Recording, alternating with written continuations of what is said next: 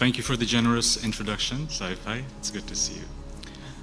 Honorable Vice Chancellor, esteemed guests, and the brilliant minds of BRAC University. A very good day to you all, and it's great to be back on campus. I would like to start by congratulating the incoming batch, the freshmen. Congratulations. You're the lucky ones. You're the lucky ones. Because you are embarking on a journey which is going to be the best learning phase of your lives.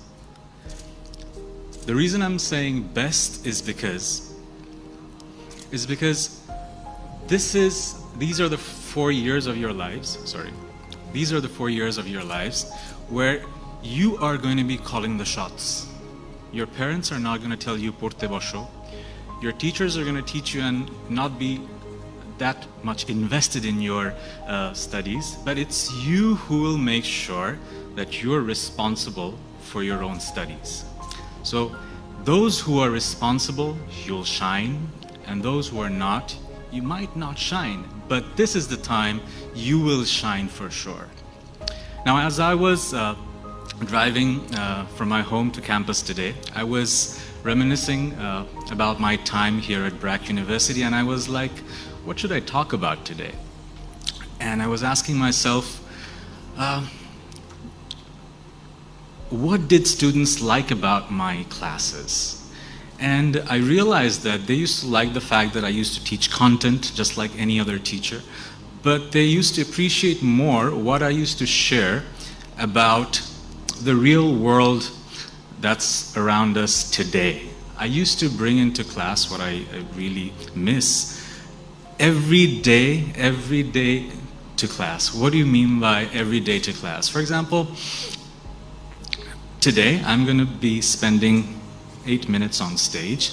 So what do I want to talk about? I want to talk about what's happening throughout the world today and relate it to some life advices, especially 5 life advices.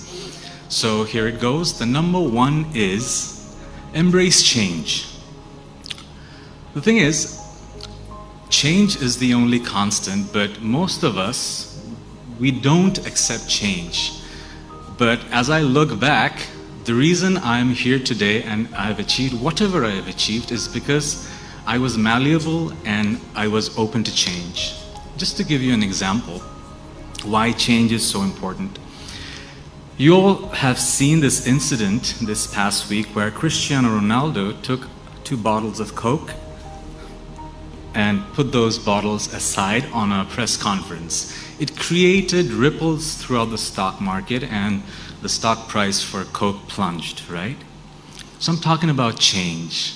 What changed? When I was in business school at IBA 20 odd years back, my marketing faculty showed us this list of brands, the most valuable brands, which was done by Interbrand, a firm that creates a brand valuation, equity valuation list. So Coke, I believe, was the number 1 brand back then, and drinking Coke was cool. And I clearly remember how my faculty was stressing on the fact that Coke has been around for so many years and it's going to be around for so many years in the future. But fast forward 20 years and things have changed. Cola drinks are sugary drinks and they're not good for your health. And they're not cool anymore. And when someone like Cristiano Ronaldo, a health aficionado, takes those bottles away, the young generation sees those bottles as uncool. And that's why the markets respond, right? So you have to understand, nothing is constant. And you are not too. You are changing. Every moment you are learning, you're changing. I'm sure you know the definition of learning. Learning is a permanent change brought about after an experience. So you have to change every moment. Every day that you come to class, when you go back home, ask yourself, have I changed for better? Sitting through 80 minutes of class is tedious. It's hard work. But it's only worth it if you have changed inside. If your intellect has gone somewhere it was not before, if your behavior has changed. So change is the most important thing behind learning. Many of you will think that if I get good grades, great. But no. The only thing that's going to be important throughout your journey here at BRAC University is intellectual change and behavioral change. So my first advice is change, or you will be Coke. Number two is dissociate your emotional energy from your actions. And that is what maturity is. I wish I knew this 20 years back. Someone should have told me, but I had to realize this through my own ordeals and experiences. What do I mean by dissociate your negative emotional energy from your actions? Again, what's happening throughout the world today? Just past week, the #1 cricketing icon of our nation could not dissociate his emotional energy from his actions, right? His fans, us, we tried to rationalize his actions, as fans do. Others did not take it very lightly. They said it was immature and unprofessional. But what can we learn from this incident? We are all flawed human beings. We are not robots. I am flawed, you are flawed, we are all flawed. And we harbor negative emotional energy. But what separates from a mature and immature individual is a mature individual can dissociate that emotional energy from action. Now, no one's mature in that sense, because from time to time we all have those outbursts, right? But what I'm trying to say is that during the course of 4 years here at BRAC University and beyond, you not only need to concentrate on acquiring knowledge, but you also need to concentrate on acquiring positive emotional energy and learn how to dissipate negative emotional energy, thus having maturity. So that's my second advice, be mature. So what was the first one? Embrace change. Number 2, be mature. And number 3 is, let's be less judgmental.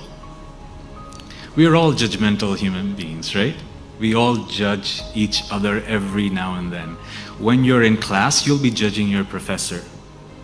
You're going to be judging whether his command over the content is at par with your expectation or not.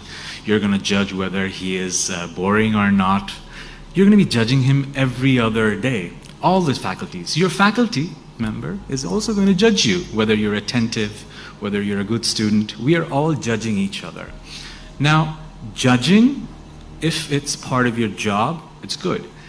But what I've seen in my life is that most of us are so judgmental that we have forgotten the word compassion. We are judging each other every moment in a manner that we feel like we have the authority to judge everyone. My request to you is that let's put on that compassionate hat and then look at people. Let's be a bit more humane. The other current incident that I want to talk about, this I don't think many of you have seen, but recently in India, this past week, an advertisement by an alcoholic beverage went viral for the wrong reasons. Many of you have seen it, many of you haven't. So Sanjay Dutt, the Bollywood superstar, was part of this advertisement of an alcoholic beverage where he was promoting the beverage using toxic masculinity.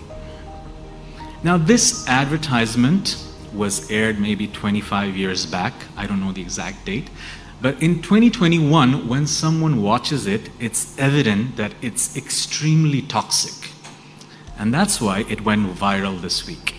Everyone is in India and also in Bangladesh, some people are sharing it and judging how toxic and in poor taste the advertisement was, right? They're pointing a finger towards Sanjay Dutt and the company and all. It's very normal. But the thing is, the realities of this world in 2001, 2021, and maybe 1995 was not the same. I'm not defending that advertisement. It's deplorable. What I'm trying to say is that when you put on a lens of 2021 and start judging something from 1960s, 1970s, it is automatically going to look demented. So what I'm trying to say to you is that you will judge. That will come naturally to you. But you have to understand the point of view of the other person too. In 1995 or 1990, the concept of toxic masculinity was not coined at all. At that point, at that time, wearing pink used to be like, oh, you're wearing pink, right? But now, we have dissociated the association of color with gender. We are woke population, right? But since we are woke, does that give us the right to judge others? No. We can educate others. So my advice, third advice to you is that be good students, but more than that, be an individual with compassion. Judge others less and educate others more. Someone is doing something wrong, most likely because he didn't have the education that you did. So number one, embrace change. Number two, dissociate negative emotions from actions. And number three, be a bit less judgmental. I have like 2 minutes, so I'm gonna end. Number four is practice introspection. Don't make life goals judging by what others think. Think about who you are and what you want to achieve in life, what makes you happy, and go for it. I had a story, but I'll skip that. And the last one is create value for yourself and others. I won't skip this one.